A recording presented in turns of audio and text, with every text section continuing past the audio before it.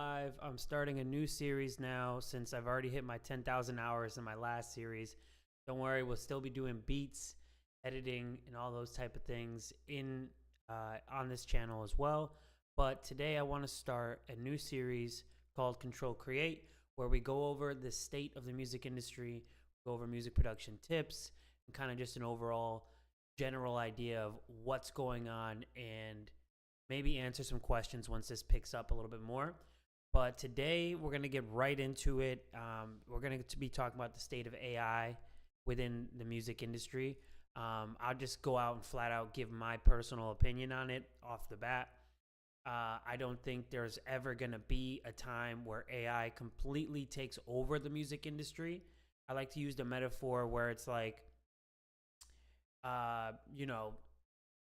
when it comes to carpentry, there are nail guns and there's a hammer. There's certain situations where you need a nail gun. There's certain situations where you need a hammer. You still just utilize them and understand them as tools for different situations. You can still build a house without a hammer. Without a nail gun. Using just a hammer, you can build a house with a nail gun using a hammer. The fact is, the house is the thing that you need to focus on, aka the music itself. And what I don't know if that metaphor hit home. I'm getting better at this every day. But what I will say is that AI is just a copy of human interactions and emotions. It's never going to fully take over because it relies on replicating what humans create. And it can never create something out of thin air, out of something that didn't exist before like we do. Another metaphor I'll go into is the fact that no idea is an original idea in general, because it has to have happened in your brain in some sort of way for you to manifest what that idea is. And yes, the idea is unique, but the structure and the basis of the idea, whether it be artistic, architectural, technological, the basis of the idea is from your experience of what you've seen in your life.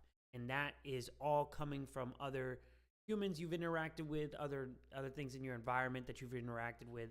And so tie that all in to say that AI doesn't experience anything.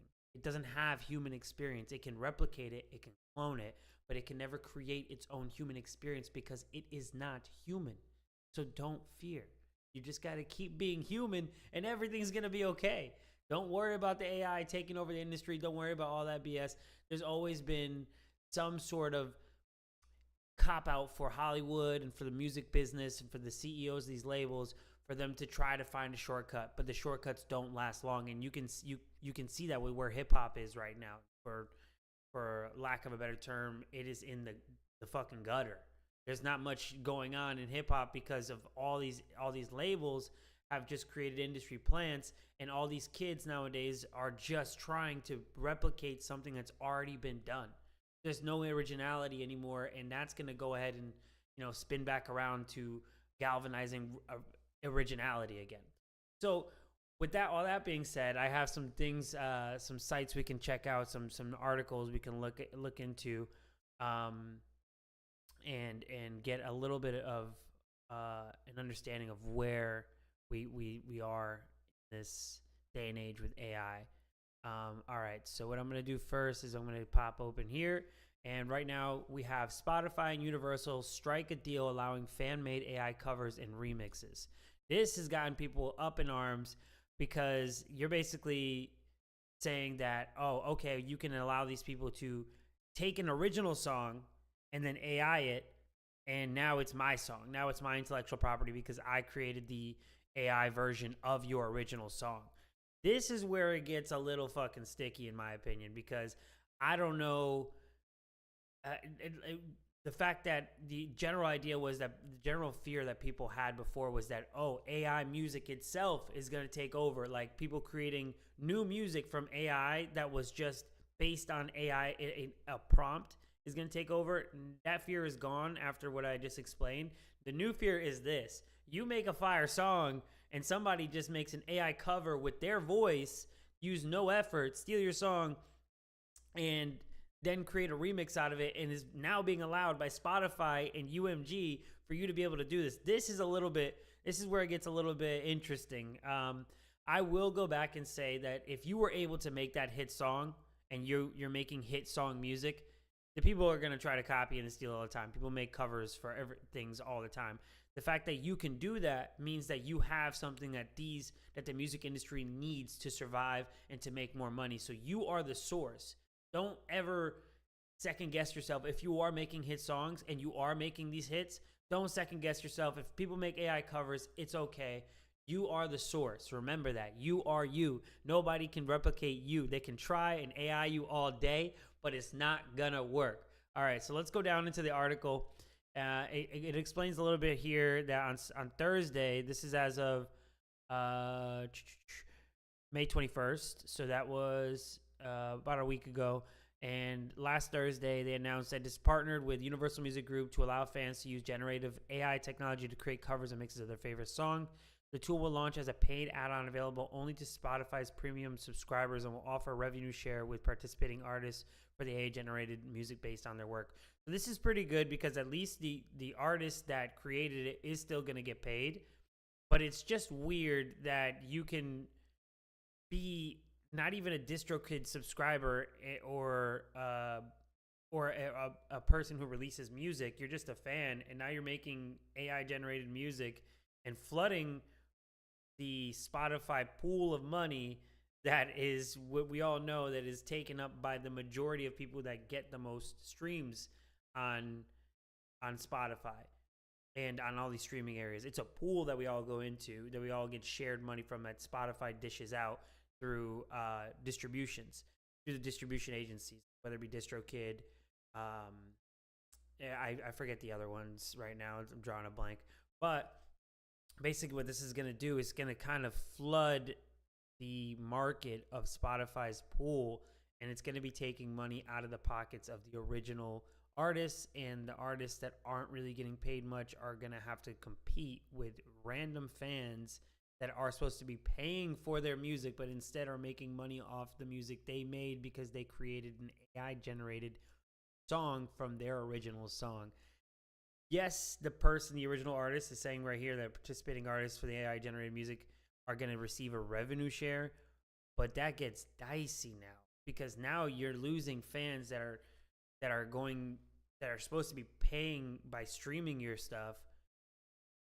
They're now creating a revenue source for themselves, and that can create, like, I don't know, in my mind that's pretty dicey because it can create an ideology in these fans like, oh, I'm the creator now, and I'm making money off this. They're gonna lose the fandom and start feeling themselves a little bit more, and especially because if they're getting paid from something that they just typed in a prompt for. There's already these creatives. I think they're super creative because they can type in a prompt and create something using AI, and they consider themselves artists. I do not. I'm sorry, if you use AI solely to create your art, you are not an artist. The AI is your artist. You're using the tool. You are not the nail gun nailing it in with a hammer. You are the tool. You are a tool basically. Anyways, without going any further into this, there's a lot of stuff saying there's a lot of stuff going on in here that is legal jargon. So Suno ended up settling a $500 million lawsuit with Warner Music Group, which came shortly after Universal Music Group had settled its own suit with Udio. Today, Suno is still facing copyright claims from UMG and Sony Music, amongst others. Udio, meanwhile, has settled with Warner Music Group and UMG, but is still working on to settle with Sony. I don't know how these people at Suno are making so much money, because it sounds like every single day they're stuck in lawsuits. And we got dumbasses like Timbaland. I love Timbaland's early work, and it's crazy that he's doubled down so hard on Suno and his AI artists. But I am happy the fact that his artists have not made any progress. His AI is trash. And so basically what we got here is just more legal lawsuits coming for all these people using AI. And to wrap it all up, this is kind of sketchy in my opinion, allowing fans to make AI covers and remixes when they're the ones supposed to be paying the artists for the music they like. Now they're going to be able to remix the art that they like, take money from the artists themselves and become less of a fan of that artist, even though they're making money off their music. So that's a little sketchy. We're gonna go on to the next topic here. Oh, here we go. So this is an article from topmusic.news. This is talking about how indie producers are using AI mastering tools in 2026. This is something like this kind of touches upon what I was talking about prior to starting this podcast, was that the AI is the tool. It isn't going to take over the industry, but it is going to be used a lot more in the industry. And if you are a great artist, it will only make you greater if you use it correctly and don't entirely lean on it. I've been using, since before AI even came out, it mentions right here, LANDR, iZotope, Ozone. I use Ozone on all of my master mixes. I've used Ozone for over 8 years before any of this AI music came out.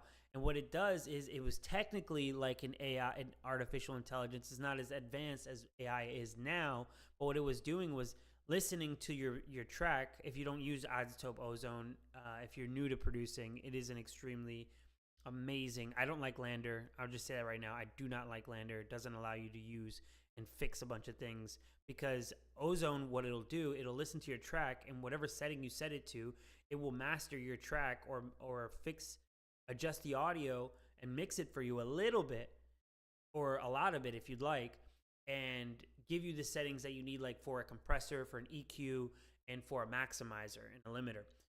What you always have to do, no matter what, if you are a good mixing engineer, a good mastering engineer, a good recording engineer, is you know that Ozone isn't perfect. You still have to go and tweak some stuff when you get in there, because it's not going to give it to you 100%. The same thing I want to say about AI. It is exactly just that. There's with AI, it is not perfect. People may think it's perfect, but you have to add your own sauce to it. If you do not, it will be soulless. You'll be in the uncanny valley, is what they call it, where it doesn't feel like a human made it, because they didn't. So you have to put some of your own human sauce in it. Hey, yo, I wish I had a pause button, but all I got is I think you guys heard that one. I mean, maybe I got the buttons working this time, maybe not. But you have to put your own human sauce into it, pause, and then it will sound like a real artist created it. So this article right here just kind of helps you. It talks about how indie producers are using AI mastering tools, and what it really is basically what I was talking about just now. Was the allure of all of it is the speed, cost, and the consistency you can get from saving time of having to add multiple different plugins into your mix or into your master and do all these things in one window, where you're allowed to just boom, you set it, and then you don't just let the AI or the computer do all the work for you. You have to go and make it, add some flavor yourself, and then it speeds up your workflow. And if you're a good or a great mixing engineer or mastering engineer, you know workflow is everything. Without a good workflow, you're stuck in the same speed bumps over and over and over again. And if you have paying customers, paying clients, or you're a recording engineer and they're there with you live, and you're taking too much time to get the boat rowing, you're going to lose money. You're going to lose clients. So workflow is everything. And this is where we had a negative take on AI with the last article. This is where there's a positive take. Use that nail gun to your advantage. You can pop in more nails, but you still have to direct it where the nails go. The nail gun's not going to go and shoot the nails into where it needs to go and measure the distance and the studs and everything. You need to go in and utilize the AI or utilize the tool as it's supposed to be utilized to help your workflow, to make you better, not rely entirely on the AI itself. So here it's just highlighting a lot of the stuff of how you can use this to make your finished product better. And see right here, it goes, where human expertise still reigns supreme. Despite its advantages, AI mastering is not without limitations, but can an algorithm truly feel a song? In my opinion, no. The most common critique is its lack of emotional intelligence and artistic intuition. A human mastering engineer connects with the artist's intent of a song. They make nuanced decisions to enhance its emotional impact. something an algorithm cannot yet replicate, and I don't think we'll ever be able to replicate. It doesn't have any human emotions. It can't tell. It doesn't know this artist personally. The artist didn't have a conversation with the AI telling about its day. It doesn't come in every day to the studio and vent on through the mic, where the mastering engineer is taking all those emotions in as a human, and being able to understand where this artist is coming from, and then adding his flavor, his human sauce, into all of this, and making the track feel human. This is where this article is just going over everything I've already it's reiterating everything I've already spoke about.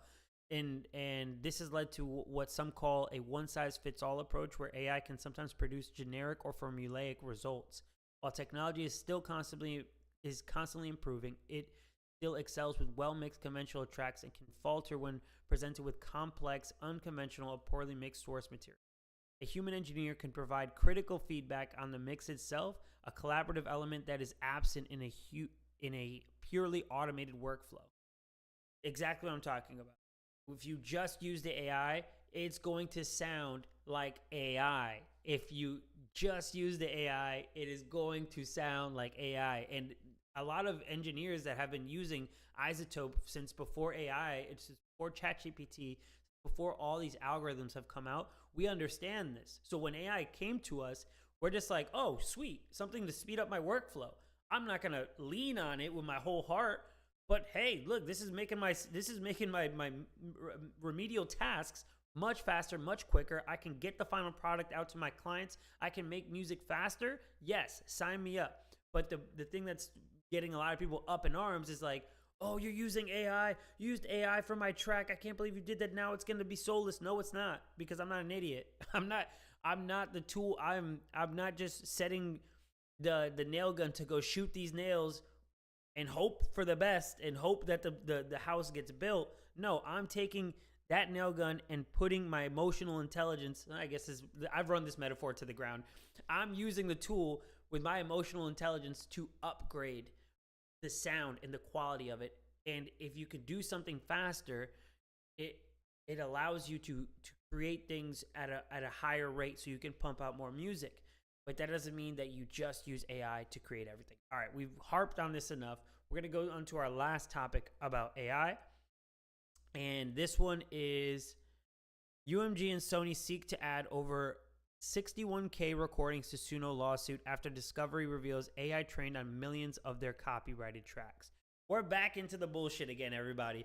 I am here again to it's funny. This happened in Massachusetts. So the motion, we'll just get right into it. The motion filed on Thursday, May 21st, last week, in the U.S. District Court of Massachusetts, comes right after the record companies used audio fingerprinting technology to identify their recordings with Suno's training data.